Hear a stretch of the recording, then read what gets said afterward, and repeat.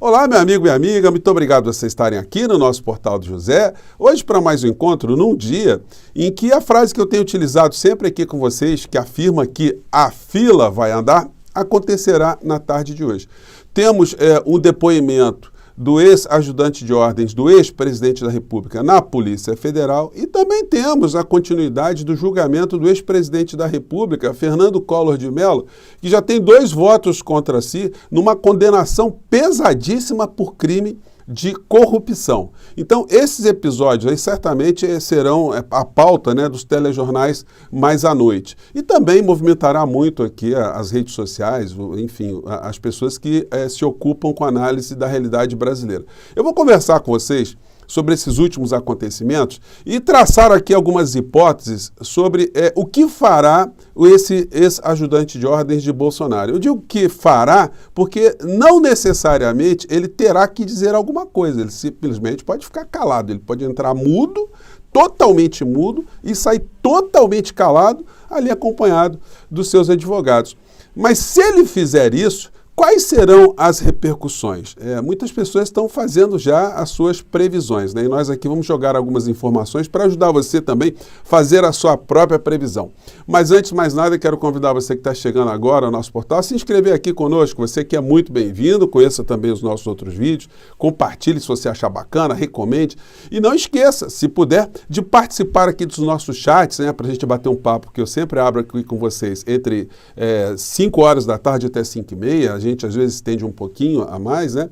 E se puder também, se inscreva no nosso clube de membros, que é uma forma adicional de você prestigiar aqui o nosso portal, tá bom? Então, vamos aqui para os temas. Bom, gente, hoje nós vamos ter esse encontro, né, do ajudante de ordens de Bolsonaro com a Polícia Federal. Dá para a gente prever alguma coisa? Bom, dá. É como num jogo de futebol. Quando tem uma partida de futebol marcada, você sabe que existem apenas 3 resultados possíveis. Ou a vitória de um time, ou a vitória do outro time, ou empate. São as hipóteses ali. Você pode tentar adivinhar coisas que acontecerão durante o jogo? Aí é mais difícil. Nós temos um jogo marcado hoje, então, onde o ex-ajudante de ordens de Bolsonaro estará presente. Ele pode fazer o quê? Ele pode ficar absolutamente calado, ele pode dizer completamente a verdade e a verdade que comprometa o seu ex-chefe, ou pode simplesmente assumir a responsabilidade completa para si. Diante desses cenários, o que pode acontecer? Bom, se o Cid ficar absolutamente calado, isso aí vai implicar aí uma espécie de confissão, né, que tem coisas a esconder, ele vai estender a sua permanência na prisão até o julgamento final. O fato dele tentar esconder coisas, isso aí pode não ter efeito nenhum no final da história, porque a incriminação de Bolsonaro pode se dar do mesmo jeito, a incriminação dele também, enfim, incriminação dos dois. Dificilmente alguém escapa livre dessa história. Gente, quando eu era estagiária, muitos anos atrás, né, eu fui fazer uma audiência criminal e acompanhando um defensor público, e aí uma senhora que estava depondo lá, ela foi questionada pelo promotor, né, se o filho dela trabalhava. Ela disse que sim, que o filho trabalhava. E ele perguntou aonde. Ele falou, trabalha lá com os meninos, lá na Boca de Fumo. Então, quer dizer, para aquela senhora, o filho dela que exercia alguma atividade, sei lá, de repente entregava quentinha, fazia alguma coisa, né, aparentemente lícita, mas dentro da Boca de Fumo, ele estava trabalhando. Eu estou citando isso porque é impossível, né, quando alguém aceita trabalhar num tipo de atividade, e sobretudo quando essa atividade é notoriamente lícita, que essa pessoa diga que não tem nenhum tipo de responsabilidade. É como uma pessoa que vai trabalhar para um bicheiro, como um apontador de jogo do bicho, ou como uma pessoa vai trabalhar num cassino, enfim, numa alguma atividade que a lei brasileira não permite que seja exercida aqui. Essa pessoa pode alegar algum tipo de inocência? Muitas pessoas tentam invocar ali o estado de necessidade, eu precisava trabalhar, estava ali, enfim, mas isso não exclui a responsabilidade criminal dessas pessoas, né? E quando alguém aceita trabalhar para um político corrupto, um ladrão, alguém que notoriamente não é uma pessoa que tem algum tipo de característica moral para você enaltecer, algum tipo de característica ética. E quando você percebe isso e continua a prestar os seus serviços para essa pessoa desonesta, o que você pode esperar dessa situação. Foi o que aconteceu com o Coronel Cid. Não é possível que ele não soubesse absolutamente nada do ex-presidente da República. E uma vez, vamos até dar esse benefício da dúvida, uma vez indo trabalhar com o Bolsonaro, depois que ele começou a perceber o que estava no seu entorno, quando ele resolveu prestar uma lealdade, aí ele fez o pacto com o crime. Ele fez o pacto com o demônio. E por esse pacto, ele vai ter que ser responsabilizado. Quais são as consequências? Se ele disser, nesse caso, e hoje o depoimento está marcado para ele falar apenas sobre a sonegação de informações, a adulteração de informações nos cartões de vacina dele, da família dele e das pessoas que estão no entorno do Bolsonaro, ele vai assumir uma responsabilidade criminal sozinho. Se ele for condenado, portanto, réu confesso, ele sofrerá uma consequência dentro da carreira militar dele, que já está destruída. Mas aí ele vai ser expulso do Exército, com desonra por ter sido condenado criminalmente pela justiça comum.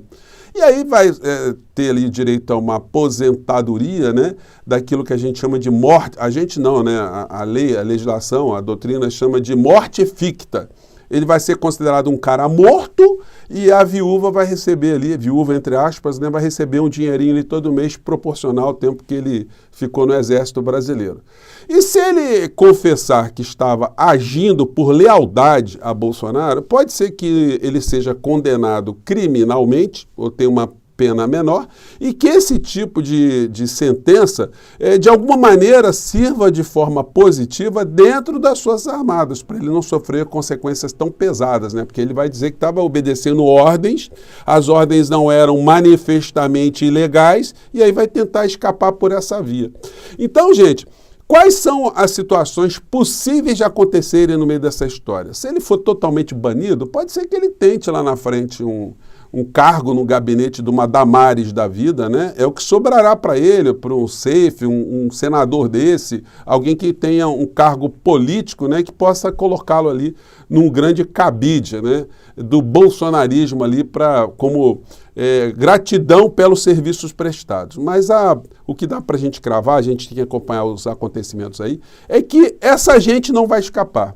O Bolsonaro vai arrastar mais gente para a cadeia. Eu digo mais gente porque não vamos esquecer da galera que está na papuda e na colmeia, ou aqueles que estão com tornozeleira eletrônica, aquele dispositivo radiofônico, eletrônico, melhor dizendo, que as pessoas estão apelidando de Rádio Papuda FM, que fica 24 horas no ar. Pois bem, tem essas pessoas, as que estão presas e esquecidas, Daniel Silveira, Roberto Jefferson, aquele humorista lá dos hipócritas, enfim. E mais gente que está na fila para entrar em cana também. Então, são essas as previsões sobre esse caso. Mas a fila também está andando para outros lados, Quando eu digo para vocês que a opção de trabalhar para criminoso é uma opção que o indivíduo faz, a gente tem que recordar também alguns militares que trabalharam com Bolsonaro e quando perceberam onde estavam, saíram fora, Vamos lembrar aqui do general Rego Barros, que foi porta-voz de Bolsonaro. Teve uma matéria com ele no ano passado que diz: general ex-porta-voz de Bolsonaro diz que não vota mais nele.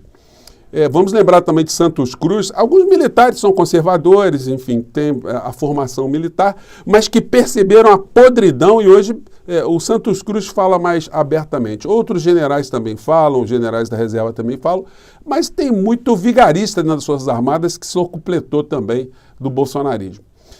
Nesse momento político que nós estamos vivenciando aqui no Brasil, nós estamos vendo pessoas, políticos virem à tona, criticarem as decisões judiciais. E aí eles se esquecem, um deles é esse senhor Nicolas, claro que eu vou falar já com vocês sobre o outro caso, mas vamos fazer um pequeno parênteses aqui para falar desse senhor aqui.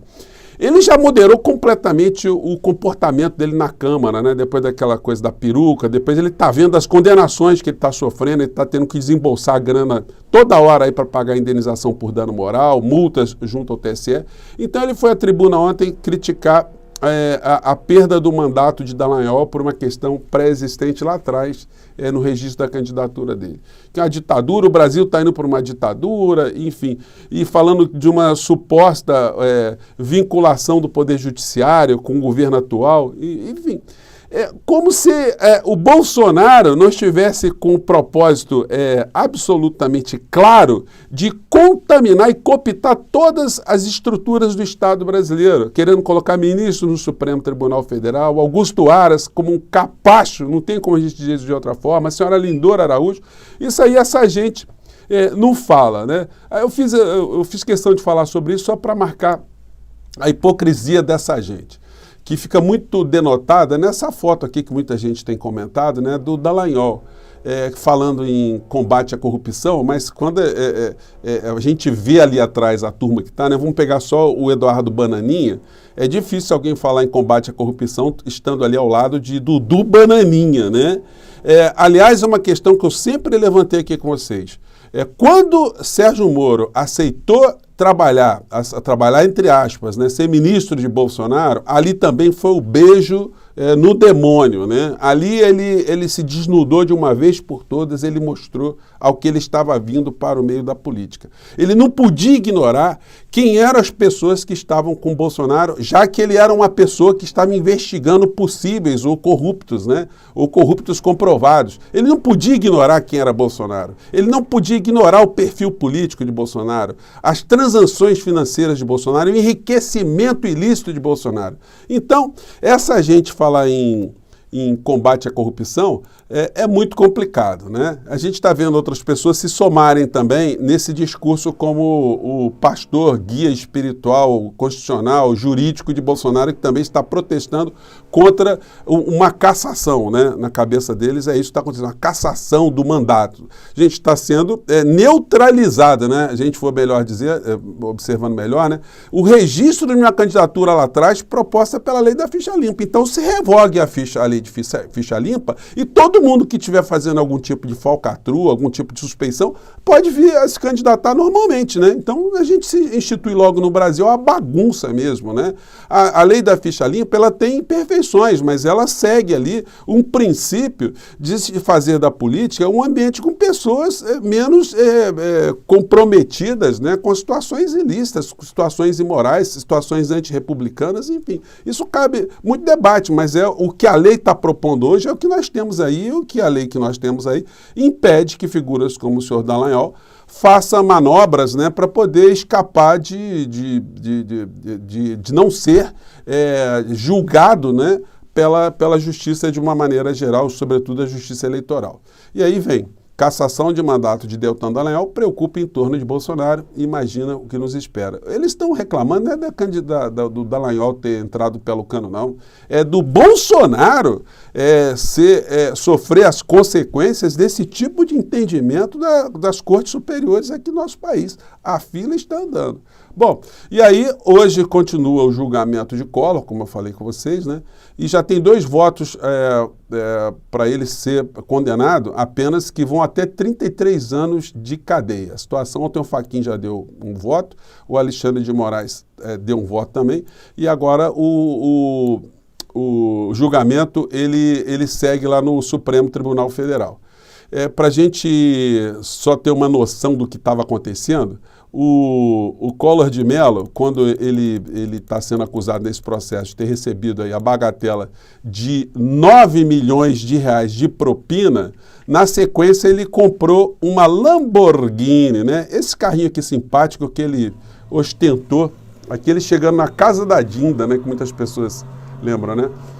Isso é uma matéria no UOL, isso é o Collor chegando num carro que está avaliado em mais de 2,5 milhões de reais, né? Aí ele vai dar uma acelerada ali quando chegar na porta da casa da Dinda, para mostrar que o carro tem motor mesmo, né? Ó.